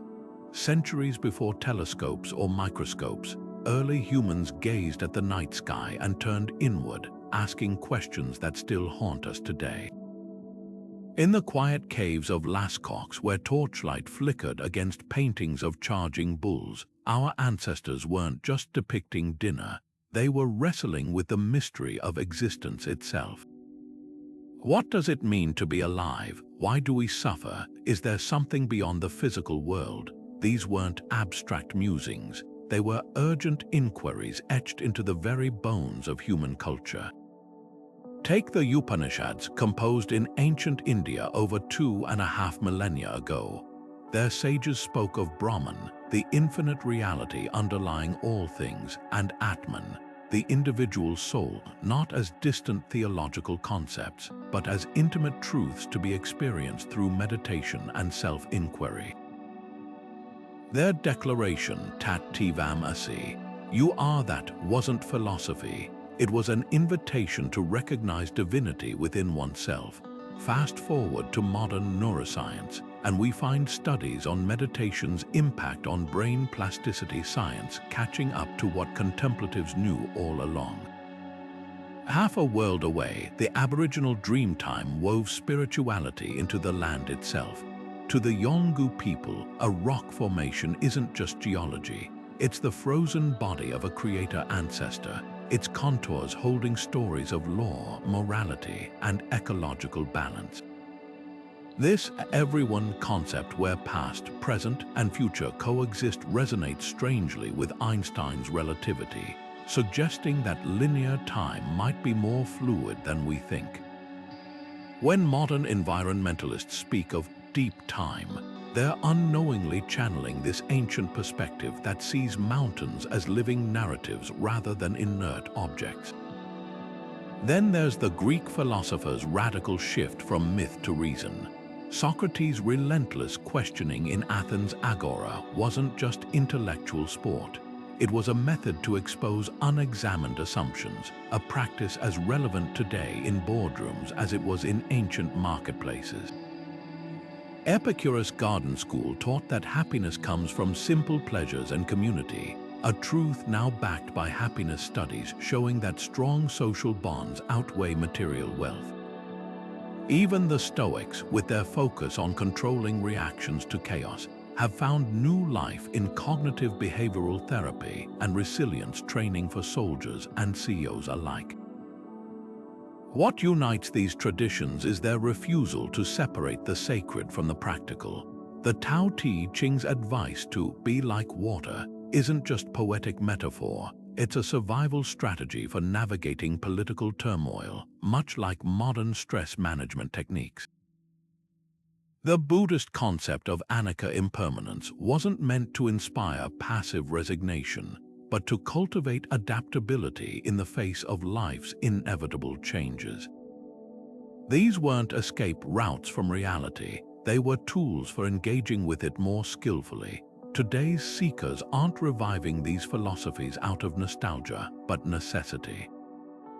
Mindfulness apps teach meditation techniques first codified in the Pali Canon. Ecopsychologists study how indigenous animist beliefs foster sustainable behavior.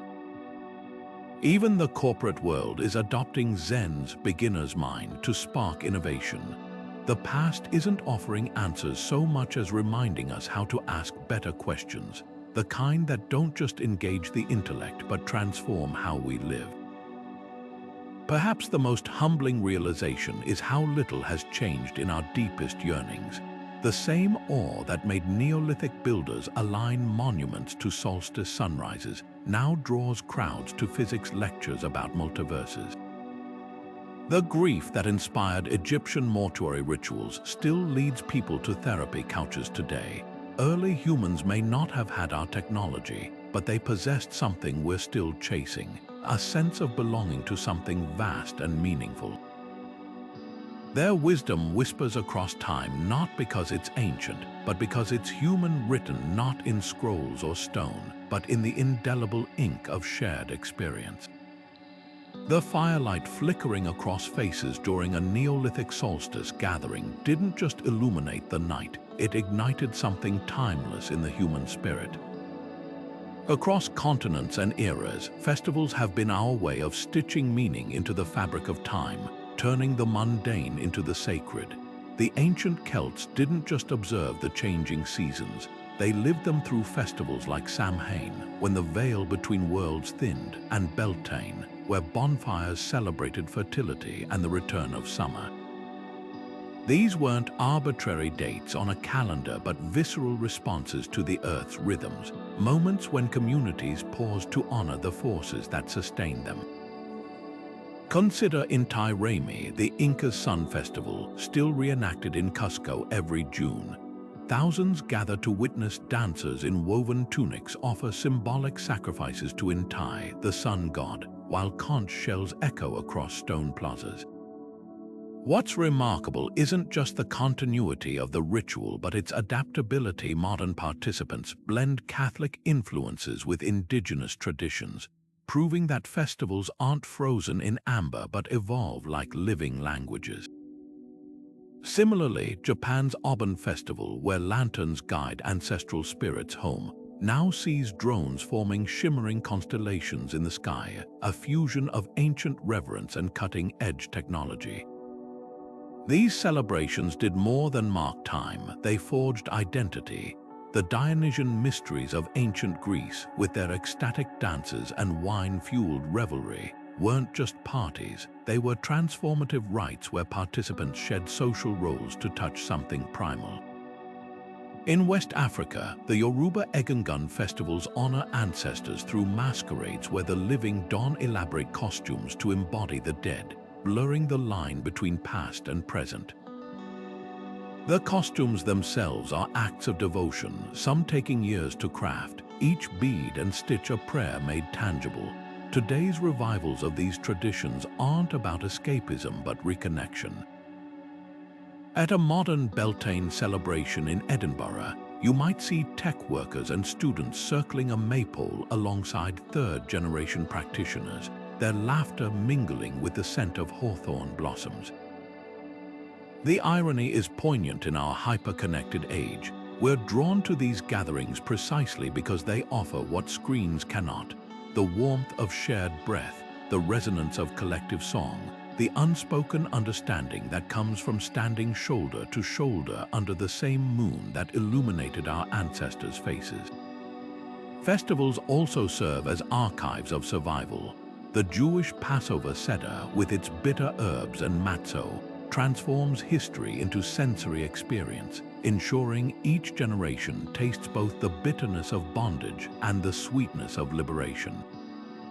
The Maori Matariki Festival, marking the Pleiades rising, has resurged as a symbol of cultural resilience, teaching children celestial navigation and ancestral stories once suppressed by colonization. Even the seemingly light-hearted Venetian carnival, with its masks and mischief, began as a sanctioned rebellion, a brief window when the poor could mock the powerful without consequence. What unites these diverse expressions is their power to dissolve isolation. The act of dancing in unison during Brazil's Cirio de Nazaré or sharing sweets during India's Diwali triggers neurochemical reactions that foster trust and belonging, something modern science is only beginning to quantify. In an era of fragmented communities and digital loneliness, these ancient blueprint gatherings remind us that joy was never meant to be solitary. They whisper a radical truth, that the most subversive act might be to gather, to feast, to celebrate not in spite of life's hardships but because of them. The next time you find yourself caught in the swell of a festival crowd, whether at a neighborhood harvest fair or a global solstice gathering, pause for a moment. Feel the weight of centuries in the drumbeats, the generations of hands that have woven the banners, the voices that have sung these chords before. You're not just attending an event, you're adding your thread to a tapestry of celebration that stretches back to the first humans who ever looked at the stars and decided to throw a party. The Antikythera mechanism, pulled from a shipwreck off Greece in 1901, wasn't just another corroded artifact, it was a time capsule of genius. This intricate bronze device, dating back to the 1st century BC, contained over 30 interlocking gears that could predict lunar eclipses and track the 4-year cycle of ancient athletic games. For decades, historians dismissed it as impossible. How could such precision exist before the mechanical clock? But advanced imaging has revealed the truth. This was the world's first analog computer, a testament to technological sophistication we never imagined from ancient Greece. What's even more astonishing is how many similar breakthroughs were born from necessity rather than luxury. Take the Roman concrete used to build the Pantheon's dome 2,000 years later. It hasn't just endured, it's grown stronger. Modern scientists discovered its secret lies in volcanic ash and seawater triggering chemical reactions that actually repair cracks. Compare that to today's concrete structures crumbling after decades, and you realize ancient builders weren't just skilled, they were masters of material science. Then there's the Baghdad Battery, a set of clay jars from 2,000 years ago containing iron rods and copper cylinders. When filled with vinegar, they generate about 1 volt of electricity. Were they used for electroplating jewelry, medical therapy? We may never know for certain, but their existence shatters the timeline of electrical discovery. Similarly, the Qin dynasty's crossbow triggers, mass-produced with interchangeable bronze parts, anticipate assembly line manufacturing by millennia. These weren't random inventions, they were the fruits of systematic innovation. The real magic lies in how these ancient engineers worked within constraints.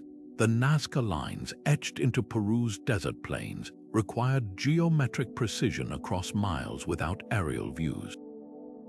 Researchers now believe they used simple surveying tools, knotted ropes, and wooden stakes to achieve accuracy rivaling modern GPS.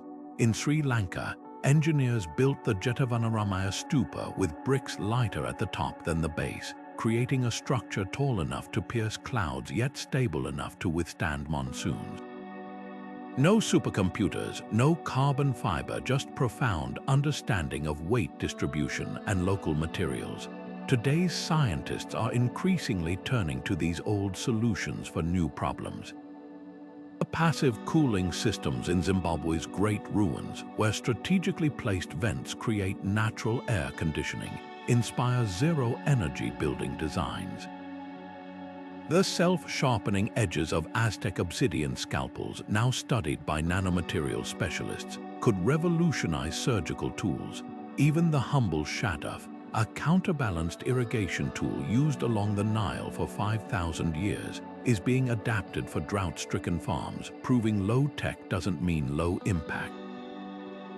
Perhaps the most humbling lesson comes from what these technologies lacked: waste. The Minoans of Crete recycled pottery shards into road pavement. Native American tribes used every part of the buffalo, transforming sinew into bowstrings and bladders into water containers. In an age of planned obsolescence and disposable culture, these examples aren't just historical curiosities, they're urgent reminders that innovation isn't just about creating more, but about honoring resources. The next time you marvel at a smartphone or skyscraper, remember you're seeing the latest chapter in a story that began when someone first shaped flint into a tool.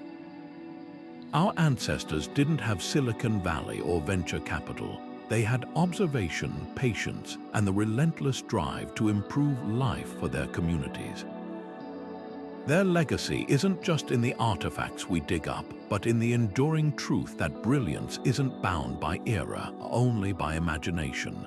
Long before the term sustainability entered modern vocabulary, entire civilizations were living its principles through sacred relationships with the land. The Iroquois Confederacy's seventh-generation principle wasn't just poetic philosophy, it was a constitutional mandate, requiring leaders to weigh every decision against its impact 7 generations into the future. Imagine standing in a council circle where proposed laws were evaluated not by quarterly profits, but by whether they would ensure clean water and fertile soil for children born 200 years later. This wasn't idealism, it was survival logic encoded into governance, recognizing that true prosperity moves at the speed of forests growing and rivers renewing. Half a world away, Hindu sacred groves called Dvarakadas demonstrate how spirituality and conservation intertwined. These pockets of untouched wilderness, dedicated to local deities, became biodiversity hotspots where even fallen branches were left to decompose naturally. Ecologists studying these groves in Karnataka's Western Ghats found they harbor 30% more endangered species than surrounding areas, not because of scientific management, but because generations saw these trees as divine kin rather than resources. Similar practices flourished globally. The Maori's tapu restrictions on overharvesting, the Norse Landvitir spirits believed to inhabit undisturbed landscapes, and the Ethiopian Orthodox Church forests that have survived as green islands amid deforestation. What's revolutionary about these systems is how they bypassed the tragedy of the commons through cultural infrastructure. Where modern environmentalism often relies on enforcement and guilt, sacred ecology wove restraint into identity. A Tlingit hunter didn't avoid overfishing because of quotas. He knew the salmon were ancestral beings who would abandon ungrateful people. The Anishinaabe practice of Manuminaiko wild rice harvesting required ceremonial protocols ensuring only 1/3 of any patch was taken, leaving seed, feed for waterfowl, and next year's crop. These weren't arbitrary rules, they were place-based wisdom refined over millennia of observation and reciprocity. Today, this ancient toolkit is resurfacing in surprising ways. Indigenous-led movements like the Maori's Tioara Agreement have granted legal personhood to forests and rivers, merging traditional beliefs with modern jurisprudence. In Canada's Clayoquot Sound, the new Charnolth's Hishuk Ish Tsawok, everything is one, philosophy now guides UNESCO biosphere reserves. Even climate scientists are collaborating with Inuit elders to track Arctic changes through oral history's long lens, revealing patterns invisible to satellite data alone. The brilliance of sacred ecology lies in its dual vision, seeing nature as both family and teacher. When the Kogi people of Colombia's Sierra Nevada warn of environmental collapse, they don't cite carbon metrics but speak of the Great Mother's Heart growing dry. Their terraced farms, which have sustained continuous cultivation for 900 years without soil depletion, operate on principles now hailed as regenerative agriculture. Similarly, Bali's subakwater temples distribute irrigation through ceremonies aligning crop cycles with volcanic hydrology, a system so efficient it was designated a UNESCO World Heritage Site, as much for its social harmony as its engineering. In an age of climate despair, these traditions offer more than nostalgia. They provide working models. The Loita Mosais in Kang grasslands, managed by fire and grazing rhythms, store more carbon per acre than nearby protected areas.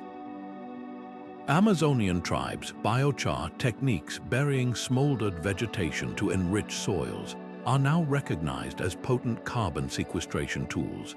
Even the humble practice of leaving guardian trees during harvests, common to Finnish Sami and Japanese Satoyama woodlands, maintains ecosystem resilience that monoculture plantations lack. The lesson isn't to reject technology, but to recalibrate our relationship with the living world. Modern rewilding projects are adopting the Haida Gwaii principle of Gina Wadluxon Kil Gulgar, taking only what is given, whether through 3D printed coral reefs or AI-assisted tracking of migratory patterns that echo Navajo star knowledge. What if the next green revolution isn't about inventing new solutions, but remembering old ones? The answers we seek might not be in the future's whiteboards, but in the embers of fires where ancestors first learned to tend the earth rather than conquer it. Standing at the crossroads of past and present, we find ourselves surrounded by whispers not of ghosts but of possibilities. That herbal remedy your grandmother swore by, the lunar planting calendar hanging in an organic farm's shed, the neighborhood potluck reviving the spirit of harvest festivals, these aren't just nostalgic callbacks. They're proof that ancient wisdom never truly vanishes. It retreats into the margins, waiting for the moment we're ready to listen again. The Maya didn't just disappear when their cities emptied. Their descendants still whisper the old stories, still plant by the moon's phases. The Viking Thing assemblies didn't vanish, they evolved into town hall meetings and citizen juries. The past isn't a foreign country, it's the bedrock beneath our feet, layered with solutions we've forgotten we already possess. What makes these rediscoveries so electrifying isn't their antiquity, but their relevance. When architects in Dubai study Persian wind catchers to design zero-energy skyscrapers, or surgeons train with obsidian scalpels sharper than steel, we're not reviving history, we're upgrading it. The Dogon's star maps and the Polynesians' wave navigation aren't museum exhibits. They're waypoints for a future where technology and tradition dance together. Even something as simple as sourdough bread, its microbial alchemy perfected over 6,000 years, becomes revolutionary in an age of processed food and gut health crises. The gifts of our ancestors aren't locked behind glass, they're seeds waiting for the right soil. This isn't about romanticizing the past or rejecting progress. It's about recognizing that human ingenuity doesn't move in a straight line, it spirals, circling back to timeless truths with fresh perspective. The Ayurvedic concept of balance between body, mind, and environment finds new validation in psychoneuroimmunology. The Inuits' flexible gender roles resonate with modern conversations about identity. Ancient flood-resistant rice varieties from India are now saving farms from climate-induced droughts.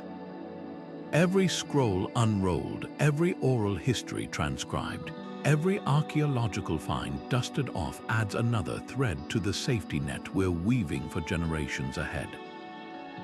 To honor these traditions isn't to live in the past, it's to expand our future's vocabulary.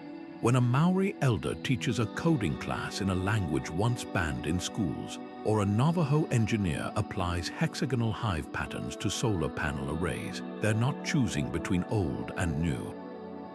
They're proving that the most innovative solutions often emerge when deep roots meet new branches.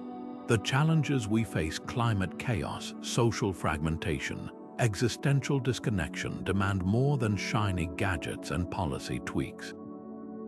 They require us to reclaim the best of who we've always been, creatures who see rivers as relatives, stars as guides, and community as survival.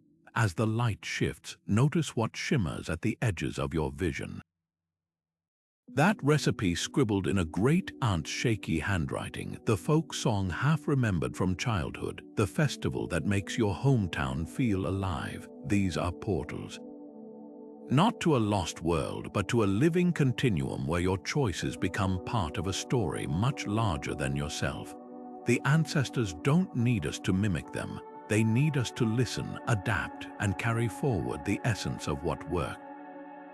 Their legacy isn't a set of instructions, but an invitation to build upon their wisdom, to honor their struggles by creating a world worthy of their hopes. The chain of humanity remains unbroken, not by clinging to the past, but by letting it illuminate the path ahead.